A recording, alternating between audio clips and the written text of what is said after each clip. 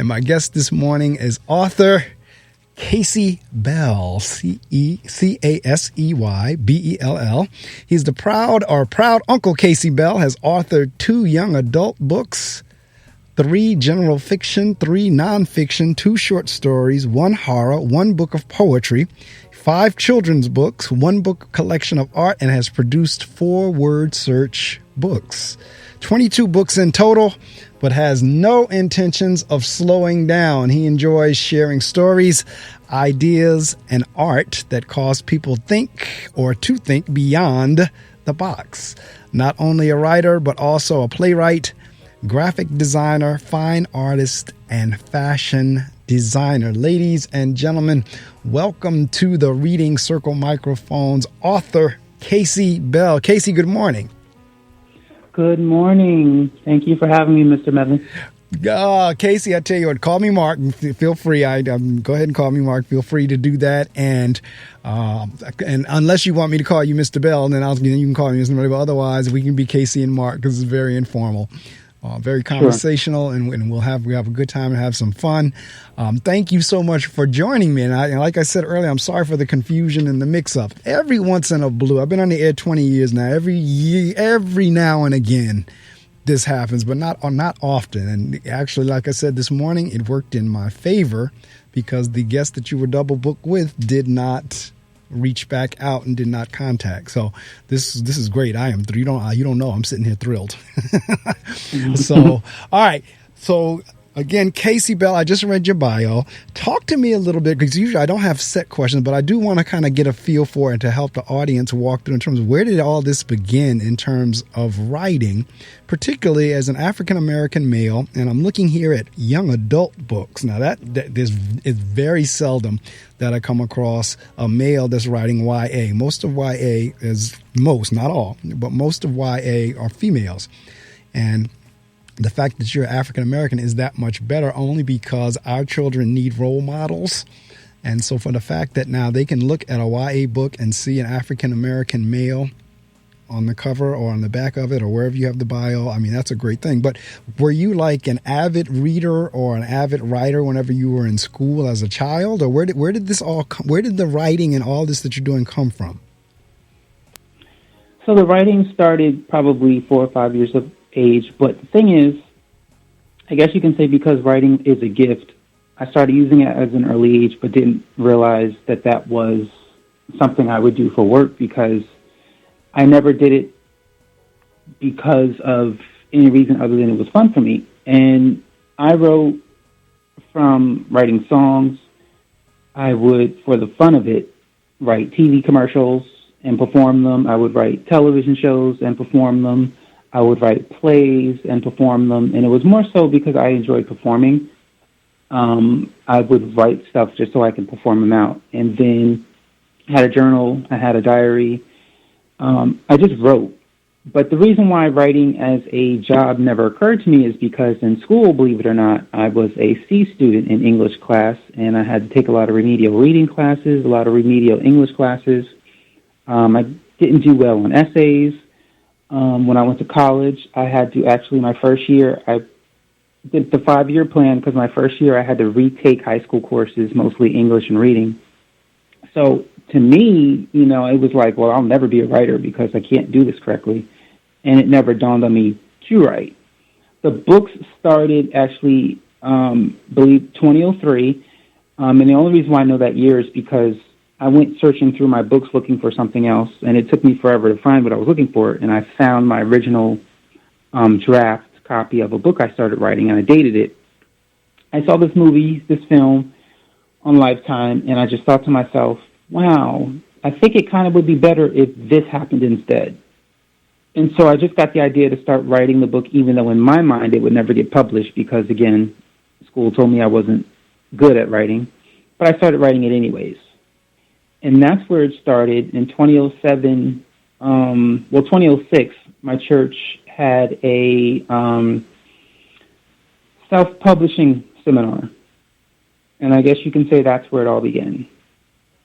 Wow, that's interesting. And interesting from a lot of different perspectives in terms of you're not the first author I've had that said they did not do well in language arts or in English when they were in school, and yet they overcame that and was able to become published authors and very successful. So I'm not shocked at that. As a matter of fact, it's a testament to your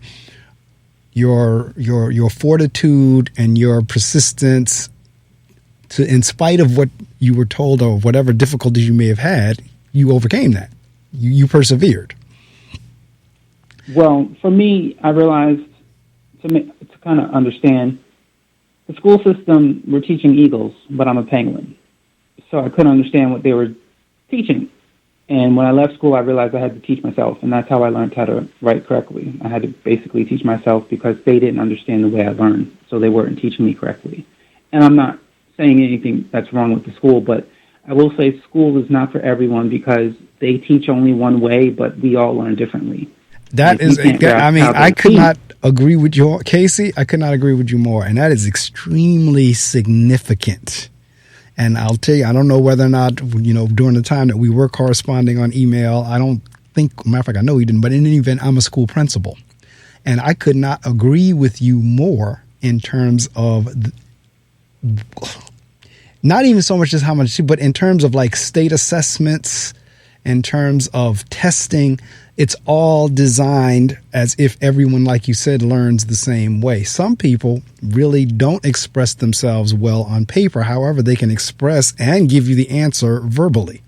But assessments in many instances, I'm not saying all because things are beginning to change a tiny bit, not much, but folks could also be tested verbally, but we don't do that. We don't say, all right, you know what, I'm going to give you the same information that you would have had to write. I'm going to ask it and you explain it to me. You would find, I believe, a lot more kids being able to show what they know if they could explain it than if they had to write it on paper. And for some, it's the reverse. For some people, they can write it. They'll be able to write it down and really tell you in writing. But then if you ask them to tell it to you or them verbally, they couldn't do it. So, and in terms, and some people, to your point, some people learn better by actually putting things together hands on. Some people learn better by hearing things. Some people learn better by seeing things. Some people learn better.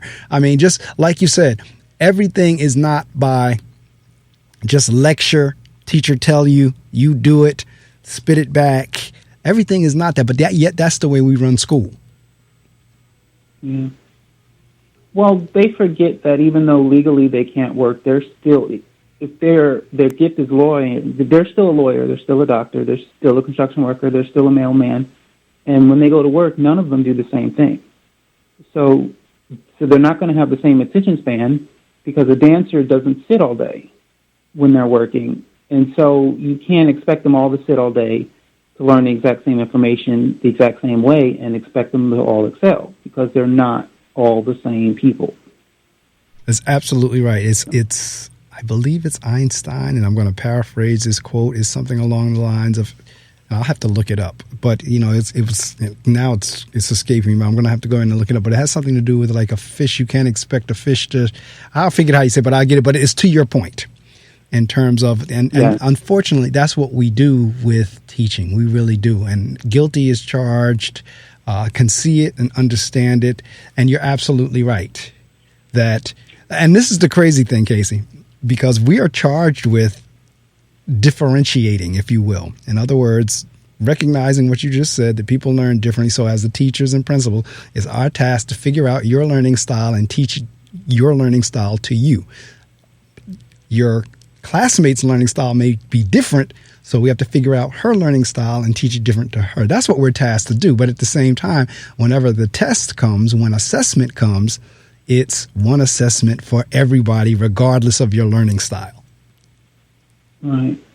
That's I'm sorry. No, I was going to say that's where the issue arises.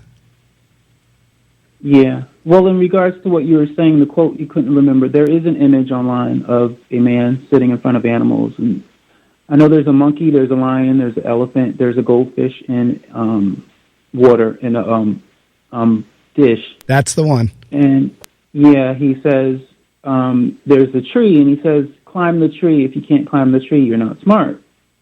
And it's like, well, no, just because a goldfish can't climb a tree doesn't mean it's not smart. It just means it wasn't created to do that. And if you have construction work and that's what you want to be, you don't really need to know Shakespeare because you're never going to use that. And so it doesn't mean they're not smart because they can't remember how to speak Old English. It's just that's not the desires, the passion they have, and we shouldn't force them to learn things that they're not going to actually need when they get out of school. I couldn't agree with you more. And it's not even so much as because there are fundamentals and basics that everyone will need regardless of what you do. Right. Those, I believe, yes, we need to work with folks on. But as far as some of these things that, really, like you said, I'm not going to use ever, and yet we're trying to force it down folks' throats, I agree with you there. And we really do need to teach to the interest. And part of that is really for teachers and principals and administrators, superintendents to really get to know their students. Because once I get to know what you're interested in, maybe I can now kind of tailor how I'm teaching you to that interest. So I don't know. So, okay, let me go back this way. Since we're going down this track, when you were writing as a child in school, was that your intent to one day become a writer? No, not at all. The funny thing is, and I believe definitely by 2010, I realized you should never say never because everything that I said never to in the past had started happening. Correct. Or had already happened. And I remember in the 8th grade, because it got to a point to where I would take a test and I'd be like, I know I got an A, and I would get it and I get a C. And it kept happening over and over and over again. And I remember receiving back this test and just looking at my paper disappointed. And my friend was sitting behind me. And I said, I just can't seem to get English. And he said, then you'll never be a writer. And I said, that's fine. I don't want to be a writer. And I didn't know then, obviously, that today I would be a writer. But the thing is, by that time, because I remember in 8th grade, prior to that happening, I was in theater at that time, musical theater, and they took us to Rutgers University to see I forget the name of the play, but it's based off of a novel we had to read. And they told us a lot of these are students and they're, theater students. And I remember sitting there watching this play going, this is what I want to do. I want to go to school for theater and become a theater actor. So in my mind, I wouldn't need writing in English because just as long as I know how to read the script and follow the director, I don't need this. So I already in my mind realized, well, just as long as I get a C, I pass, I get out, I'm good. So no, I had no intentions of being a writer. Did you ultimately go for theater? Did you ultimately go to school for theater? I did. I have a degree in theater performance, but unfortunately not using it. Well, not using it yet, because if that's what you really want to do, ultimately, at some point you will. Yeah, well, hopefully. Right now, the passion has gone, and so maybe in the future somewhere it'll return. Well, I'll tell you what, since this pandemic hit, for those in particularly theater, it's been a real rough year. I've been watching on the news the various folks on Broadway that haven't been able to perform because of the pandemic, and they are really struggling. I mean, they're doing things now as we're beginning to pull away from it a little bit. They are thrilled to be back on stage, and even to have 20% audiences or whatever we're going to have as we follow the guidelines. But it's definitely been rough during the pandemic. But again, from what I'm getting from you, what I'm hearing from you is like you're really interested in the arts, and school didn't really recognize that. Or they tried to, I get it because I get school. Tell me this then, because usually, how were you in math? Horrible. So, okay, because usually people are good at one or the other. Either those who really love language arts, they'll do okay with math, and vice versa. In many instances, those who really love math, they look at me like, I don't understand you folks that like ELA, that like language arts. So, all right, so you're telling me that neither one of them really was your thing.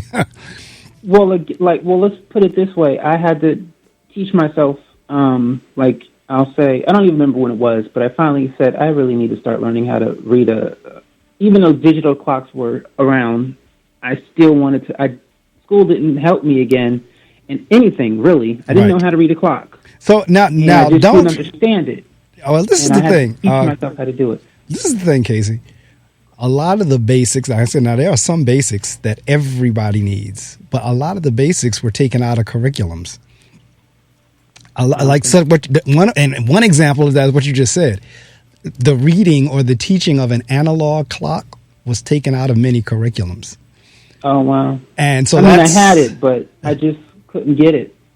So when you say you teach yourself, talk a little bit about what do you mean by you teach yourself? How do you do that? I mean, books, going online, asking questions. Like I remember something simple like, what's the difference between then and then? THEN, THAN. And, looking it up and going, oh, and then I couldn't even recall that's what I was told. And so I don't know if I just was bored and wasn't paying attention. More chance that's what happened because I used to be bored in school all the time. And my attention span when I'm bored, I just don't have an attention span. So they very well could have taught it. I just wasn't paying attention. And so I just started looking up stuff again and relearning how to do things that I just didn't get when I was in school. And I think it also could be because we mostly as humans learn through experience. When you learned to ride a bike, you didn't get a test, you didn't get a textbook. Someone threw you on the bike and you kept falling until you got it right. Same thing with, washing dishes, washing up, getting dressed, making your bed. Someone just showed you how to do it. And you have those type of parents who force you to do it. They kept saying, do it, do it, do it. And you kept doing it. And that's how you learned how to do it. But in school, they teach it, and then you go home, and there's really no reinforcement of doing it in your own life. So if you're not actually doing it in your life, you're not going to remember it. And so there was no reinforcement of going home and doing it. So I just didn't get it. That's an interesting point because what you're describing is what we call application. There's one thing theory, then there's another thing that's application. So what I just heard you say, and I'm paraphrasing what you said was, all right, I get it that what they tell me in school, but then in terms of me having to apply, and it may not be something that you need to apply because the bike riding and the bed making was a very good example. That's something, all right, I'm learning that as I apply it. It's not like somebody telling me, well, you know what, you got to make your bed, and to make your bed, you take the sheet off, and then you put the sheet back on, and you fold the flap down, and then you put on the second cover, and then you put on the bedspread, and then you fold that over the pillows. Nobody's like sitting there telling you that. They'll show you, like you said, but then you got to do it. Right. And so it's the same thing with riding a bike. You got to figure out how to get balance, figure out how to keep the bike up, keep yourself on the seat, steer it, so forth and so on. And on down, I mean, I'm assuming, and maybe that's a bad assumption, that you know how to tie a necktie. Yes. Okay, so it's the same thing with learning how to tie a necktie. As I say, like somebody they'll walk you through, or somebody. I remember to this day my father teaching me how to do tie a necktie on a bedpost, and I had to, like you just said, I had to keep practicing that until I got it. All right, so that's an interesting point that you made in terms of there's definitely a difference between theory and application, and a lot of students get lost with what you said earlier. Is when am I ever going to use this again in my life? I'm sitting here in this classroom. I hear what the teacher is saying, but when am I going to actually use this and do this? So, well, if you think, go ahead. If you think about it, I remember I was in college. I said something, and someone corrected my English, and it really made me self-conscious. And from then on, I've been reteaching myself the proper way to speak English. And I began to ask, why do most Americans, a high percentage of Americans, continue to speak incorrect English when they are taught the correct way? Because when you're in English class, you're being taught. But once you leave and you go to recess, you're talking to a bunch of children who are talking incorrectly. So even though you are learning correctly, because you're not applying it, you're still talking incorrectly. And even if, you have all these people with different dialects and different this and different that, it's because when they leave that English class, they're not talking the way they just learned. They're talking the way they have been talking. So they never apply proper English, so that's why most Americans do not speak proper English, because they never apply it. And I tell you what's made it even worse is our technology and social media. And when I say that, I mean in terms of when people, and I don't do it for exactly what you just said, but people use text ease. They will, when they text, and I'm always telling students, don't do that, because you'll get into the habit and you'll think that's the way it's really written. So anytime, even, and people, people get a kick out of the fact that when they get a text from me, every word is spelled out. There are no abbreviations, and it is written correctly. So you're right. I agree with you. That's another very good point. So knowing that, did you now keep all that in mind as you were writing your books? Not in the beginning, because it actually, all of this didn't come to me till about, I'll say maybe 6-7 years after I started publishing. I really started paying more attention to writing correctly, content, grammar, things of that nature. And I realized it's not so much being, vain or uppity. It's the simple fact that it's easier to comprehend when, I'm reading a book now that is science fiction, and I think the author wrote it, I'm not sure, the way he wrote it to show that in the future English is really going to be poor. And it's kind of difficult to read because he leaves out certain words that's not necessary for the sentence, but it would be nice to have it there. And it's difficult to read. And so I realized it doesn't have to be perfect, but it needs to be good enough so people can read it without having such a hard time reading. No, you're absolutely right. And I'll tell you, because this is my 20th year on the air, and at the beginning, when I started this in 2001, vanity press, vanity publishing, self-publishing was just beginning to take off. And because up until that point, 25, 30, 40, 50 years ago, there was no self-publishing. You had to go to a publishing house. You had to write letters. You had to submit your work. You had to go through this process for them most of the time to tell you no. Thank you, but no. Then you started the process all over again with another publishing house until, finally you kept doing that until someone took your work. But now with self-publishing, with the technology and everything, we have the opportunity to publish our own work. But what you just said is critical, particularly in self-publishing, because the chance of it happening in self-publishing is far greater than if you had to go to a publishing house. And what I mean by that is, like you said, the grammatical errors, the spelling errors, not writing or speaking properly, because it is extremely difficult to read when that doesn't occur. And a lot of folks who self-publish, especially early on, they did not edit. They didn't send their work to editors. They just put anything out there, typed up their work, printed it, bound it, put it on a book cover, started selling it online or what have you. And it gave self-publishing and vanity press a really bad name. You had print on demand, POD. Folks could rather than store their books in a warehouse somewhere or either in a bookstore, it was online. If you wanted it, you paid for it and you printed it on your own printer. That was called POD, print on demand. But as I said, it allowed folks to just put a bunch of junk out there, for lack of a better term. And it is very difficult to read, and it gave self-publishing a bad name. Now, it has gotten so much better over the time since I've been doing this show. Folks have recognized that, even though I'm self-published, I still have to have quality work. Yes. So talk to me a little bit. I just read your bio, and I see you've gone across a couple. Well, actually, you have stayed in the same genre of fiction. I don't see any No, I'm sorry. You have 3 nonfiction. You have a general fiction, 3 nonfiction, 2 short stories, 1 horror, 1 book of poetry, 5 children books, 1 book of collection of art, and produce a word search book. That's a varied collection. Many authors stay in one lane. They stay on one highway, and that's what they do. How did you wind up now kind of going cross genre? I guess because I didn't take, English, or I didn't take this in college. I wasn't influenced by the writing world that you have to stay in one genre. So when I published my first book, I don't really call it young adult. I believe originally they were called teen books, but for whatever reason, that's not politically correct anymore. They now call it young adult. You're right. That is correct. The reason why, and that wasn't the first book I started writing.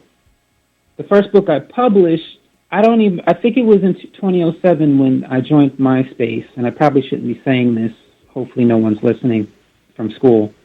But friends from high school started friending me, and I just began to think about my high school years, and I was like, there was a lot of things that happened that children, because I believe you're a child, 18, 19, even 20, people are still children. But I agree. In high school years, a lot of things happen that children should have never been exposed to, should have never experienced, should have never seen. And I was trying to see, I guess because we were children, I was trying to figure out why it was never, I guess, a big deal, that we didn't really talk about it much outside of school. And I just decided to write a book. It's the first book is 4 chapters. Each chapter is a year of high school. And I made the main character a female, so no one would think it was me. And I just wrote this book, and obviously it became a teen book because it's about a girl in her high school years. And then the second book I wrote, it was because at the time, I was going to New York City auditioning and not getting anything. I got highly frustrated, and so I wrote a book about it. And that's how my second book came along. And because I wasn't influenced by the professional writing world, I never said, oh, wait a second. Now that when I came up with the horror story, I didn't go, oh, wait, I can't do horror because right now I got 2 teen books, so I have to stay in teen. Like, I wasn't influenced by anyone to stay there. And then I remember another book I wrote. I just moved in to this place where they were still building, so I saw the construction workers building. And I kind of just said, I think this would have been fun to look at when I was a child with my other friends. And so I wrote a book about that, where I made up this story about this man writes his life story of living in this housing development. And again, I didn't have the mindset, oh, wait, no, I can't write that book because that's not really teen, And so because I wasn't already influenced by the writer's world that you have to stay in a genre, anytime I came up with an idea, I just wrote about it, and then I worked on it, and then I published it. But I never said, oh, wait, I can't because this is not the genre I'm in. And it didn't really dawn on me till like years later when I read something, a blog or something, and they're like, oh, it's better if you stay in one genre. I was like, oh, too late. Well, I don't necessarily know if it's better. I don't look at it from that standpoint. I think it's interesting the fact that you went cross genre. Matter of fact, the book titles, and I'm looking at Casey's website. We have The Diary of Stephanie Dane, Casey's word search book. I want to talk a little bit about the word searches in a couple of minutes. Fourscore, 2010. Moving Forward, Buried Lies, Surface, Crystal Fountain, Essays from Dysfunctional Families, The House on Atticus Lane, A Dictionary Word Search, You Are Beautiful, A Family of Strangers, Back to School Word Search Book, To College or Not to College. I like that. The Day the Rainbow Broke Up, The Wishing Bottle, American History 1, Poems from the Other Side, Book of Art, American History 2. So it looks like I see the bibliography goes from 2007 to 2019. So that's where your first book dropped in 2007 and all the way up to now, a couple of years ago, 2019. Unfortunately, I haven't updated. So you have some more since then? Yes. I actually just, the latest was the 9-book children's series, American History. So now that's a pretty extensive list. What is kind of like your process, or what is are they short books, or do they have like, what is the page numbers on these? I mean, what is your average page number? Are they short books or are they like lengthy books? Because this is a pretty good list here for a relatively short period of time. So talk a little bit about, the size of the books, and then tell me your process. Like once a concept or an idea comes to you, what do you start doing? So it's, most of them are short. 2 of them, the Essays of Dysfunctional Family and Family of Strangers, are novels, but the rest are pretty basically short. It really depends on the book. Each book is different. Once the idea comes to me, to be honest, the first thing I decide is, do I really care to go through the process of writing this? Because writing can get tedious, Yes. boring, and then when writer block comes along, that annoys me. In fact, A Family of Stranger was a 13-year writer block process, so I wasn't really happy with that. So the question is, do I really care? Do I really have enough to actually write a book? And then if I say yes, believe it or not, I just sit down and start writing whatever I have, whether it's the beginning, the middle, or the end. And for the most part, it'll write itself. Things I hadn't thought of come to me while I'm writing. But it really, and most of the times, some of those books already had the beginning, middle, and the end. So all I had to do was sit down and stop procrastinating and write it. So a concept comes to you, and then you sit down at your computer, or I know we don't use typewriters these days, but then you never know. You sit down at whatever, or do you handwrite them out? What is kind of like your process? And the reason I'm asking this is because there are some folks in the listening audience that are on the brink of, they've been teeter-tottering. I want to write a book. No, I don't want to write a book. I want to write a book. No, I can't do that. No. What is like your thoughts in terms? Because I see one of your seminars is how to publish a book. So what do you tell folks? Somebody comes to you and say, Casey, you know what? I'm thinking about writing a book. What do you tell folks? The first thing I tell them is to give up any addictions you have. Starbucks. If you really don't need cable, give up cable. Whatever you're spending money on that you really don't need, get rid of it. But then whatever money you were spending, put it in a savings account with high interest or IRA, because people don't understand publishing a book is easy. Marketing a book is not easy in any way, shape, or form. That is true. And you can publish a book easily, but getting people to buy it is not easy, because now with self-publishing, you have about 1,000 books being published a day in every country. So the question is, how do you get readers to care about you and your book? Because no one can read 1,000 books in a day. So they have to choose one or two, and you got to convince them to choose you. So I tell them to put money aside, because you're going to need the money. It's costly, whether you do it the traditional way, whether you do it the middle way, which is you hire a small publishing company, whether you give them money and they do all the work, or whether you do it yourself. It's all costly. And so I say start saving your money now before you even start writing. The second thing I would tell them to do is start researching publicity, advertising, and marketing, and understand that the difference between the three and the necessity of all three. And to know that there's a time to do publicity. If you really don't want to figure it out for yourself, you're going to have to hire a team, know which team to hire, because sometimes you'll hire. I know someone who hired a publicist and spent all this money, and out of all of he spent, the only thing he got was one radio show from this person. He got nothing else from them. And so know which publicist to get, know the difference between advertising and marketing, and know which one is great for you. And really research advertising and marketing a book first, before you even write the book. Because that's I have a podcast myself, and when I asked writers, most of them had no intentions of writing a book. What surprised you the most? And they all say the same thing: marketing the book. They didn't realize how difficult it would be. And so I tell people, get that knowledge first before you even write the book. From there, when people say they have a problem writing, I tell them, whatever you have in your mind, throw it up on the paper and then clean it up later. In other words, just write everything and then edit it, remove, add, do all that after you've put everything on paper.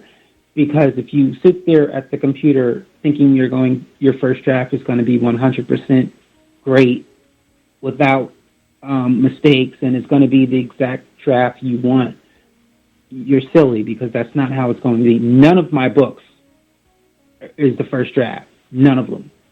And so from there, when they say I get, writer's block, I'll tell them there are a few things you can do. Go for a walk. Sometimes you just need to take a break. But when I say go for a walk, is because if you go out to the neighborhood, you might see interactions that can give you ideas. And read books. Sometimes reading books gives you ideas. And to cure writer's block, one of my favorite ideas to give people is go on social media and pull from people who give too much information. Because I'm like, hey, if they're going to share that information, you might as well use it. Because at the end of the day, you don't have to share that information. So if you're sharing it, you must be saying it's okay for you to use. But obviously don't use their name and their location. Make sure you make it where they don't realize you're using their information. And so those are the steps I would say, but I would always say read, research, publishing, just get books. And if you can't afford books, the library has always been free. The library is my best friend. That's where I got most of my information from. I just went to the library and got books. And yes, a lot of times the stuff is outdated, but there is still some stuff in there you can still use for yourself. But as far as my process goes, it depends. Some of the books I actually started writing out first before I took it to the computer. I definitely started learning how to, at least, if not outline, write out names, because for whatever reason, even if I'm writing a play or a film, names always trip me up because I don't want to end up using the same names, and then I don't want to use, especially names of people I know. I don't want them to think I'm writing about them. So I'll definitely, once I know who all the characters are, will go online on name websites and start looking up names so that doesn't stop me when I'm writing. But I'll sometimes write out the relationships between the people.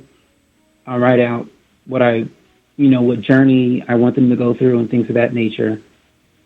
But for the most part, it's just basically once an idea comes to my head, the storyline and the conversations and the dialogue will start happening in my head by itself. So all I have to do is just type it out. Now that's interesting because that was my next question in terms of character development. And this is one question I ask most of my guests as well. In terms of, I've heard all types of stories in terms of how folks develop their characters. I've heard folks say their characters literally come alive with them in terms of they walk with them, they talk with them, they're in the bed with them, they're on a bus with them. And I had one author who had the intent to kill a character and he couldn't do it. So he had to now, because the character wouldn't allow the author to kill it. So talk to me a little bit about how do you develop your characters for your stories?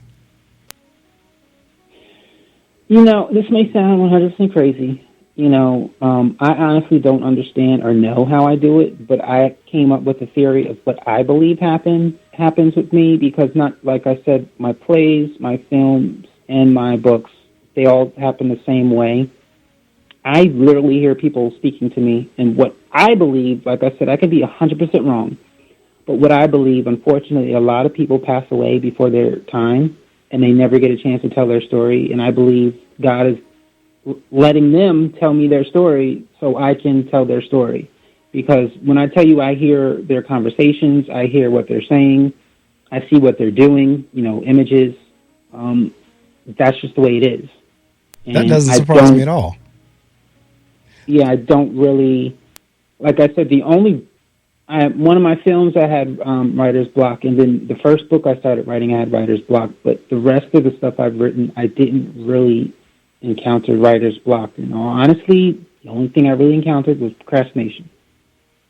So now, again, the character development answer that you just gave me does not surprise me because, I have had countless authors, they don't get into the piece about the last part where you talked about where somebody passing away too soon and trying to tell a story. But in terms of the characters talking to them, yes, many of them have said that. I told you, the author said he had full intent of killing off a particular character by the end of the story and then could not do it. That the character would not allow him to kill him off.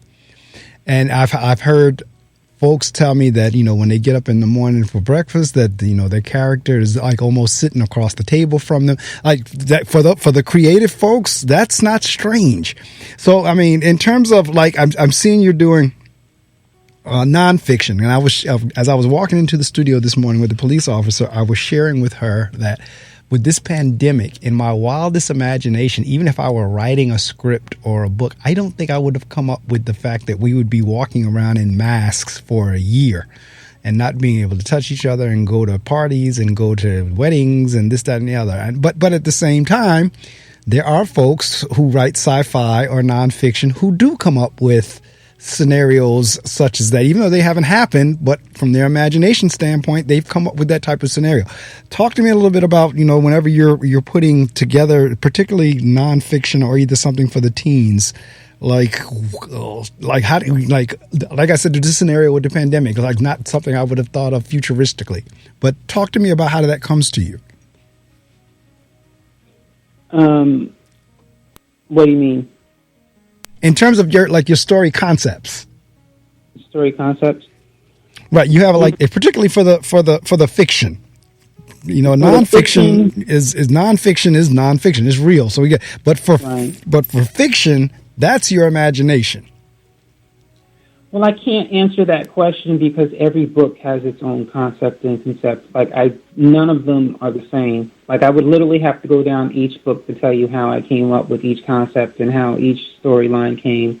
Like I said, the first book I published was literally it was literally my high school years. Right. All I did was change names, and some of them I changed genders. Right. And when I came up with my MySpace page for my book, I even changed ethnicities because I created the images of the people in the book. But that was easy to write because I literally just wrote what happened to me in high school, but I made it differently enough where, in all honesty, the stuff that happened, particularly to the certain people, if they read the book, they would know I was talking about them because that's just. But I still made changes. Some of my other books, I think just as when you have a creative mind, you see things that no one else sees. Correct. Literally. That's where I was going with the question. Yes, that's correct. You just literally see things. No, I mean, one of my books, I remember I was driving home from work late, and I just remember seeing a dead cat in the road. Obviously, someone hit it. And immediately I saw this little girl crying over it. I have no clue who the cat's owner was. I just seen this little girl crying over it, calling the person who hit it a murderer. You murdered my cat. And I was like, oh, I got to put that in a book. Now, I don't know why I saw that, but I just saw that, wow, whoever owns that cat is going to be very sad and upset. Mind you, I couldn't even tell if it was a stray cat or someone's cat. Right. But immediately, that's what I saw. So I was like, I got to put that in a book, and I ended up putting that in one of my books. But like I said, I don't know why I see that. No, because you just see things. You answered the question, was right there, because that's what I say. Particularly for fiction, you have to have a vivid imagination, and like you just said, you have to come up and see things that one are not there, and secondly, other people probably don't see. That's what I mean by in terms of let's wind the clock back prior to COVID-19.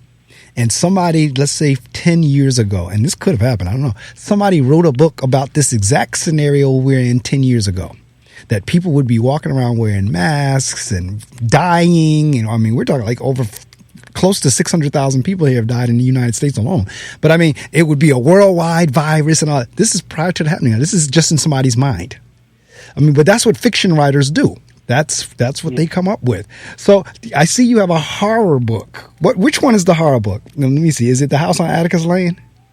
Yes. I kind of guessed it just based on the title. Okay. So that's the horror book. All right. So I got a horror. Now my next question is in terms of not only did you cross genres, but there's a difference between a book you read and a word search book. Yes. How do you create? And I know you can generate one on the computer now, but prior to computers, folks did them by hand. I'm assuming you're doing yours by hand. But how do you generate a word search? There are a bunch of websites where you type in the words you want to use, and then you click the generate button, and it automatically generates a word search for you. And then I, using my graphic design skills, grab that image, and then I place it into a document, and then I, place the words under it alphabetically. I did that simply because I enjoyed word searches, and I said to myself, I think I can make a word search book. I think this should be easy. And technically it was easy, but it was annoying, and I did not enjoy it. And I said to myself, I'm never doing this again. And I only kept doing it to challenge myself, to prove that even though it is annoying, you can do it. And so that's why there's 4 of them, because I wanted to challenge myself. Okay, so all right, so you actually did wind up using one of the computer generated programs. Yeah. I thought you literally sat there and played with the letters and the words, and you did it by hand. But you did the artwork. That was your artwork, but you did a computer generated word search. Right. Okay, Yeah. that makes it a little bit, because I was gonna say, wow, you really sit there and can fool around and play around with things and see things differently. If you can come up with a word search book on your own, but okay, that makes a lot more sense to me now in terms of you did the backgrounds and the artwork, but you let the computer generate the word. But you still had to select the theme and the words that you wanted to use. Yes. Yes. Yeah. Okay. Because I actually I'm a fan of word search books. That's why I know a little bit about them. That's why I know how to kind of like design. So you have different themes going on for each. And is it what, like you have different, each word search has a different theme on it, or do you have a book that's a theme in and of itself? Well, the first one doesn't have a theme. Well, it has like, I think 4 different types of word search. And because I was trying to find a way to make it unique, because I'm like, there's 5 billion different word searches out there. Exactly. What's going to make mine different? Right. So one of the things I did in the first one, I actually enjoyed it. So I made the dictionary word search, which what it is it's a definition of a word, and the words that describe the word that are in bold are in the word search. And the cool thing about the dictionary word search is not only, is it fun, but it's 26 words, a word for each letter. Okay. I made sure the words were words I didn't even know existed. So it's learning, because you get to learn new words you didn't know exist. Correct. And the meaning of them. But yeah, that was one of the things I did to make the first one unique, was I did dictionary word searches where it's a definition of a word, but some of the words in the definition are in bold, and those are the words that are in the word search. I know when we started the interview earlier, we were talking about school, but do you now, based on your experiences, and particularly since you write YA, do you now go back to schools and speak to school students? No. Okay. No. Like, no. I haven't really thought to do that. It's one of those things where it's so much better if parents get, because there was a time when school didn't actually exist, neither college, and parents did all the work, and it was working well.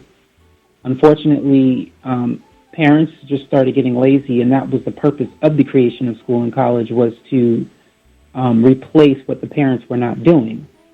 And it's just time for the parents to really get back on educating their children. And I'm saying, well, we both work, that's fine, but when you both come home, there should still be some education in the home. Oh, so no question. I'd rather not be in the school system. I would rather be in the home system. I would rather my books be in the home, because for the most part, parents still don't believe this, but your children are always going to do what you do. So if you tell them to go upstairs and read that book for your homework assignment, but they never see you reading, then they're not going to read. That is correct. If you're not reading, they're not going to be reading. So if you're reading together, and sometimes, we always have the parents reading to the child, well, how about you have the child read to you? Correct. So I would much rather my books be in the home system, because that's children, like I said, I can go into that school system and tell them all the great things, but if they go home and their parents are not doing it, that stuff is being thrown in the trash, whatever I said. That's correct. And in terms of, my love for reading came from my father reading. You're absolutely 100% correct. That's where my love of reading came from. And I've told this story on the air countless times. My father, I could set my watch by his going to work and getting home. He would leave around 6:15, 6:30, and he was home by 4:30. But once he got changed out of his work clothes, he was sitting somewhere reading either Ebony magazine, Jet magazine, a book, or the newspaper. He was always reading something. Now, this is someone who was not college educated. Not that he didn't want to go, but that just was not doable at the time whenever he came through. All right. So, but he instilled that love of reading in me. And again, I started reading by watching him read. And you're absolutely right. And I share that with parents all the time. And you're right in terms of my mom will tell you, and she'll be 83, God willing, in October. But she'll be one of the first. And they said this the entire time we were coming through. It starts in the home. And if we had more parents and children doing what you just said, first off, it would improve the school system. That's the first thing. Part of the reason the school system does struggle the way it struggles is exactly what you just described. Because the bulk, if not all, of the educational weight has been placed on the school system instead of it being some of it in the home as well. Now, there's a lot of reasons for that because a lot of our parents, sadly, and I hate to say it, a lot of our parents are not educated well. So it's not a lot that they can do for their children because they don't know it and they don't do what you did. Because see, you, at least when you were struggling, you had the wherewithal to say, you know what, let me try to figure this out for myself. A lot of our parents don't do that. They just take it as, on the surface and, well, I wasn't good in school. I'm not a good student. I'm not going to try to help you. That's the teacher's job. And ultimately, the school has taken on more and more hats. Over the years, school has taken on so many more hats of things, as you said, that would have been or ought to be done in the home. And so I could not agree with you more in terms of that. Now, that's an interesting thought in terms of how schools got started. And I don't discount that at all. Because again, I know what I see and I know what I deal with in terms of, and again, like I said, there's a lot of variables there. But during the time when education was occurring in the home, we had a lot better student. Yeah. So that's interesting because I noticed your book, one of your books' name is "To College or Not to College." What was your thought on that? And the reason I tell you that because I'm on one of my social audio apps is called Swell. I don't know if you've ever heard of Swell or not, but Swell is kind of like it was prior to Clubhouse and all those things. But you get a chance to ask questions on there, and the response or whatever you say on it can be no longer than 5 minutes. You can't go beyond 5 minutes. But one of the questions the other day was, what are your thoughts on college? And so I responded to that. Now, as an educator, a lot of times my response to that question is not what folks want to hear because I have my thoughts on college. But it's interesting to see that you have a book that says "To College or Not to College." Talk a little bit about what was your thinking behind that? So I went to college, and like I said, I did the 5-year plan, and I realized there was a lot of information that was not given to me that should have. All teachers, you can't be a teacher, high school, middle school, or elementary, without going to college. So it seems like to me, being that school is preparing you for college, they should have taught us a lot about college, and they didn't. So I originally was going to write a book about all of the mistakes I made in college, and then I was going to publish it. But it wasn't really for everyone. It was only for the youth at my church because I didn't want them making the same mistakes I made. And so as I'm writing this book, I hear the Lord say, everyone doesn't need college. And I began to do research, and that made me even more upset because I found out a lot of more stuff about college, and I was like, oh my goodness, no one told me this. And so to college, the first section is everything you need to know before, during, and after college, and then not to college is everything you need to know if you do not go to college. Now, the only thing I say, what I would believe in, is if you want to be anything that requires, meaning you can get arrested if you don't have a degree, then obviously you need to go to college, doctor, scientist, lawyer, etc. But if your profession does not require a degree, I tell people do research. First of all, the first thing you should do is if you really know you think you want to be a such and such, parents really need to start calling people. Like if they say, I want to be a chef, then call 5 restaurants. Correct. Or as many as you can, and get at least 5 to commit to allowing your child to come in and ask them questions. Correct. Or do a Zoom meeting or a phone call. Correct. And simply say, what does it mean to be a chef? Because when you are trained and you know what you're doing, it looks easy to everyone who sees you. but they don't get to see the behind the scenes. And there's so many people who say, oh, I wanted to be this, but when I got into it, I realized, whoa, this is more than I thought.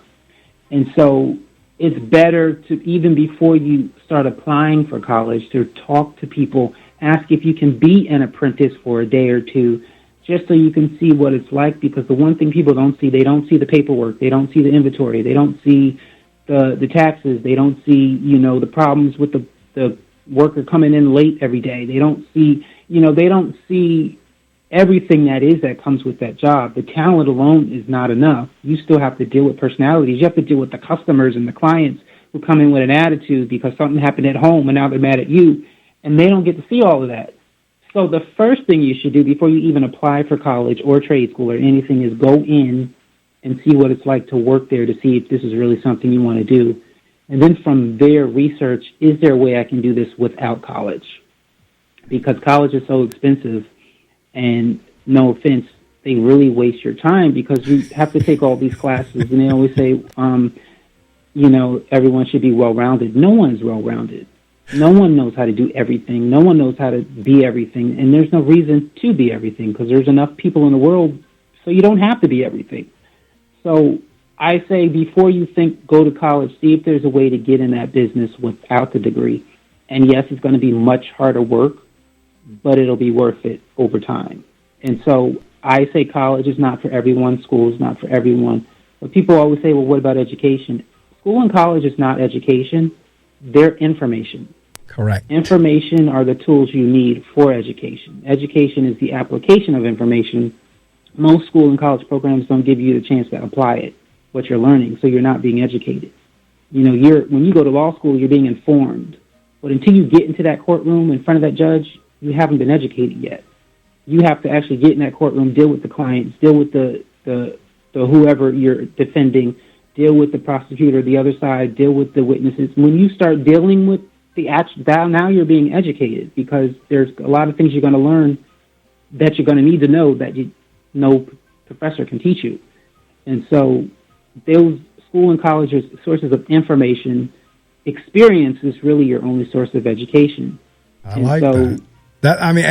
Your views are very similar to mine in terms of, as I said, in many instances, whenever I talk to other educators, they'll look at me like I have three heads, and I'm all right with that because I understand in terms of, and you put it very nicely when you says, look to do your research to see if a degree is required. If it's required, then that's one of the requirements. Then you're going to have to go to school. You have to go to college.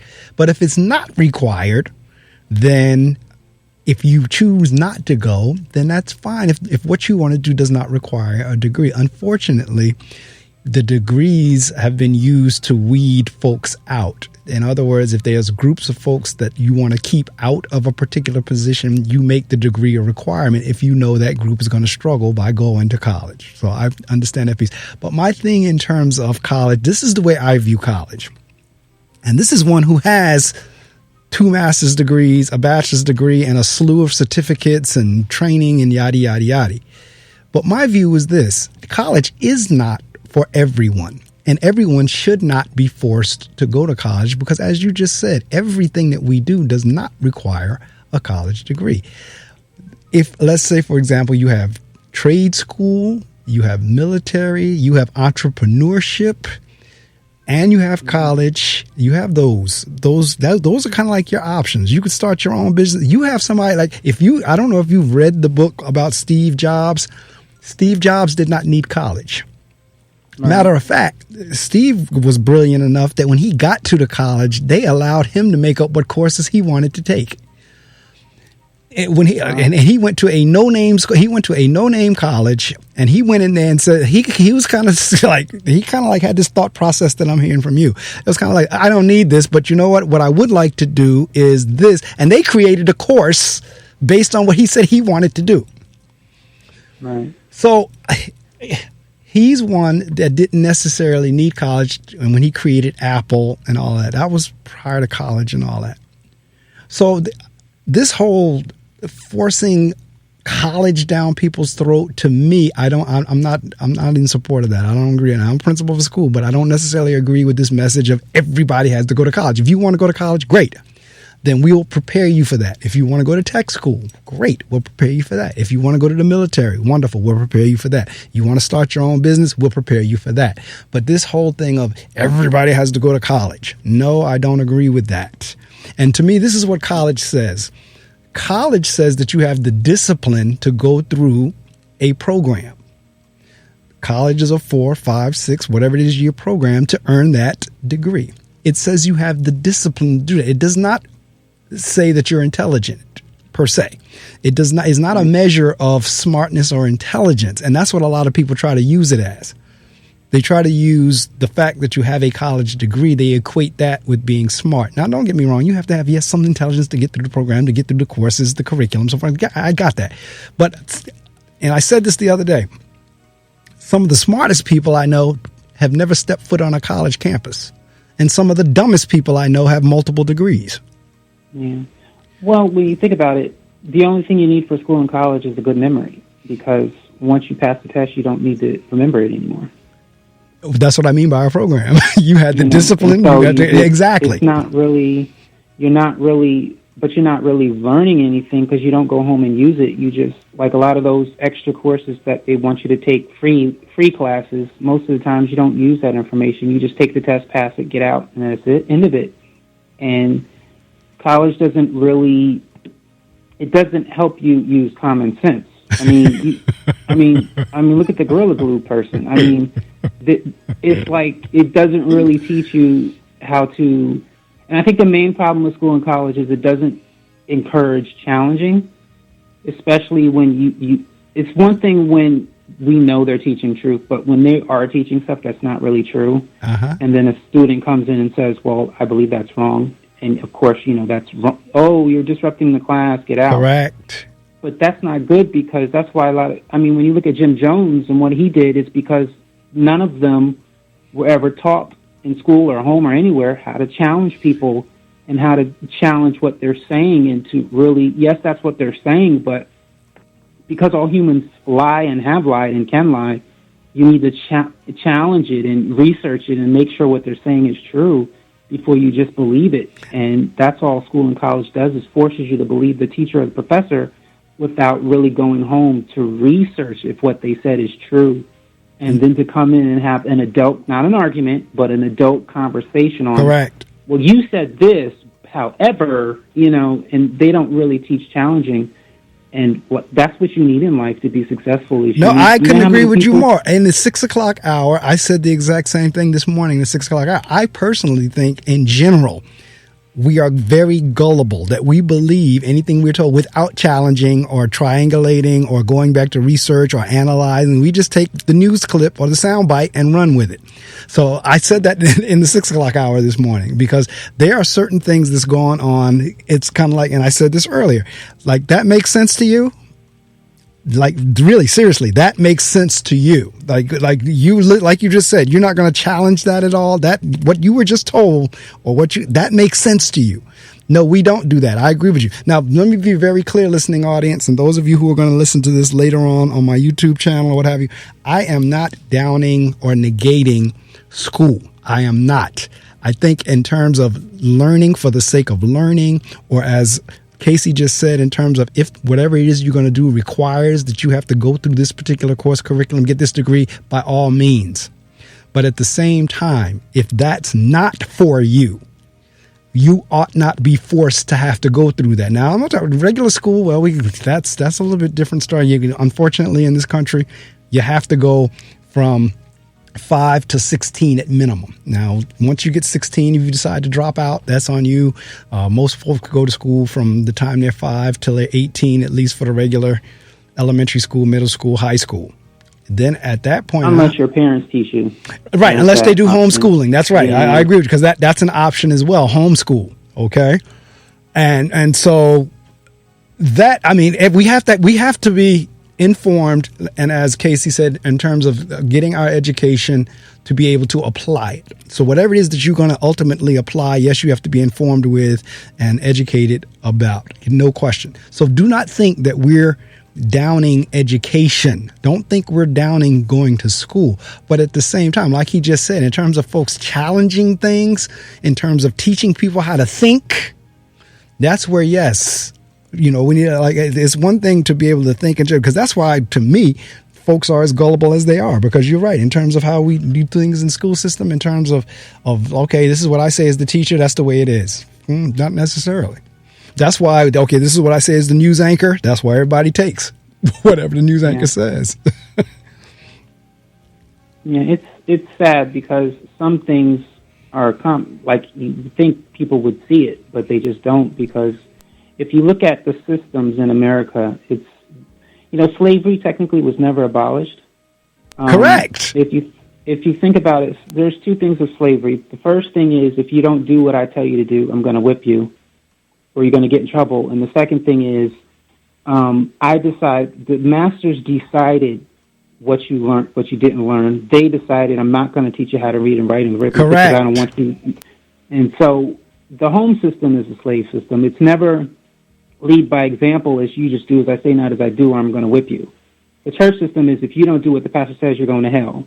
The school system is, if you don't do what the teacher says, you're going to the principal's office and you're getting bad records. If you don't do what the police say, you're going to jail.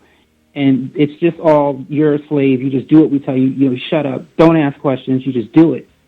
And no one is having conversations. And that's, I know most people don't believe in the Bible, but when you read the Bible, Jesus did something. Then he explained why he did it. Then he told the disciples to do it. He never said, don't ask me questions. He did something. He made an explanation behind it, how he did it, why he did it, how they can do it. And then he said, now it's your turn to do it. Correct. And we don't have that system in this country. Everyone's preaching, but no one's practicing. And that's the problem. No one wants to practice. Everyone wants, for everyone to stop discriminating and to stop being mean. And one of the things I said is everyone voted the bully out of the White House, but they never voted the bully out of themselves, because they're still online bullying each other. Correct. And it's like, so what is your excuse? Because you were blaming it was Donald Trump, but you guys are still doing the same thing that you were doing before he even got into office. That's correct. Because nobody wants to practice what they're preaching. And that is the problem right now. Even with school, is no one wants to lead by example. No one wants to be the shepherd and lead the sheep. Everyone wants to be the dictator and the slave master. And that's what I find wrong with the school system, is no one wants to lead by example. And that is interesting. Like I said, when I got into college and I found out, my eyes opening started in college. I learned that AD does not mean after the death of Christ. And from there, I started researching everything I was taught and realized most of the stuff they teach in school is just not true. And most teachers don't know it, because they have the mind of, you just do what you're told and don't you ask questions. If you ask questions, you're getting whipped and you're going to hell. We just got all this. If you ask questions, you're getting in trouble. And so we're literally, indirectly, psychologically afraid to ask questions, because we've been told our whole life, if you ask questions, you're getting in trouble. Right. So we're afraid to ask questions. And when you read the Bible, that's all they did was ask Jesus questions, and he answered them. That's correct. He never said, shut up, you just do as I say. He answered them with, he answered their questions, and we don't have that in America. We just have, don't you ask any questions, shut up and do it. Wow. And that's just not right. That is not the way we were created to live. Well, I tell you what, we've come down to the end of our time, but I knew this was going to be a fascinating interview, and it certainly has been. I have thoroughly enjoyed speaking with you. I don't even like to use the word enjoyed, because it wasn't a matter of enjoyment. I've been enlightened and inspired just having this chat with you, because you are so right. I was talking earlier in the 6 o'clock hour in terms of an awakening as why we have that slogan or motto, stay woke. There are a lot of people, first off, who've never awakened, so they can't stay woke. And then those of us who are awakening, we need to do just that, stay woke. And this conversation to me this morning was about awakening and staying awake. And a lot of cogent points that you brought up during our conversation here, and absolutely right. And interestingly enough, I don't think you were listening in the 6 o'clock hour when I was on, but I was talking about some of this same stuff in terms of how gullible folks are. And part of it is exactly what you just said in terms of this notion of not being able to question or challenge anything. And if you do, you're considered a disruptor or a troublemaker or what have you. All right. Mm-hmm. So we're down to the end of it. And what I do is for the next couple of minutes or so, I allow you to promote in terms of websites, shout outs, book signings, whatever, anything that you're doing, your seminars. The only thing you cannot do is put a dollar amount associated with anything. You can't say anything about price, but anything short of that, I'm going to turn the mic off and you have the opportunity to let folks know what Casey S. Bell is all about and how to get in touch with you. All right. Sure. All right. It's yours. So the first thing I say is thank you once again for allowing me to be on your show. The first thing I'd like to talk about is my new YouTube channel, CSB Television. I have about, I think, 7 podcasts on there. And I talk to authors, musicians, artists, entrepreneurs, a whole bunch of great people. And so if you are on YouTube, check it out, watch a video or two. I just got finished actually interviewing DC Glenn of Tag Team not too long ago. He was a lot of fun, and he brought in a lot of insight as well. The second thing is authorcaseybell.com is where you can get my books. Again, I'm excited about my latest project, my children's series, American History. It is a 9-book series, and each book deals with American history, ethnicity. So the first one is African American, then we have Asian, Hispanic, we have Pacific Islanders, Native Indian, European, Australian, North, Central, South Americans. So it's just Mid-Easterns. So it's a great series because every child can see a piece of their ancestors doing great things and contributing not just to American history but to world history. A lot of it you had no clue where they came. They're in there, and so it's a great book for, of course, teachers, but definitely parents to get those books, or just the one who they. If you're Asian, get the Asian book and show your children their heritage and their history. And my hope for that book series is to get people interested not just in reading but in researching. And so I hope they realize this book series is the appetizer and the main course is at the library. And then the last thing I would say is my latest nonfiction book, 4 Keys to Success, where I talk about the reason why there's so much discrimination in this country, the reason why there's so much unrest is because everyone is trying to be Black, everyone's trying to be white, everyone's trying to be male, female. Now we have, non-binary. Everyone's trying to be their zodiac sign, but no one wants to be their unique, even individual selves. And at the end of the day, everyone has a separate set of fingerprints, and no one's fingerprints are the same. And the things you touch have nothing to do with your gender, your skin color, your zodiac sign, your sexuality, none of that. When you help someone who's hungry, those things don't matter. When you help someone who's about to commit suicide, those things don't matter. When you help someone who's homeless, when you help someone who's being abused, those things don't matter. And when we start caring about the things that matter, which is helping people who are in trouble, then we won't be so focused on skin color and gender and, inequality and all that. But because we're so focused on what doesn't matter, we're not successful in life. And so it talks about the 5 parts of your body that you had your whole part of your life that was 100% unique and you never knew it because no one ever taught you. Yes, we know our fingerprints and our feet prints are unique, but you have a tongue print that's unique. If you drink something and leave that tongue print, police can know it was you that was there. Your ear prints are unique. If you put your ear up against a window, the police know you were there. And so there are different parts of you that are unique, and there's a reason why they are unique, and the book tells you why they are unique and how to use that uniqueness for success, not just in, business and finances, but in relationships, in health, success in how you deal with people, success in just simple goals you want to reach. And so that is my latest book, 4 Keys to Success. And then my latest children's series is American History, authorcaseybell.com. Well, Casey, thank you so much for rising early with me this morning. Casey actually is New Jersey native as well. He's from our wonderful state, the Garden State also.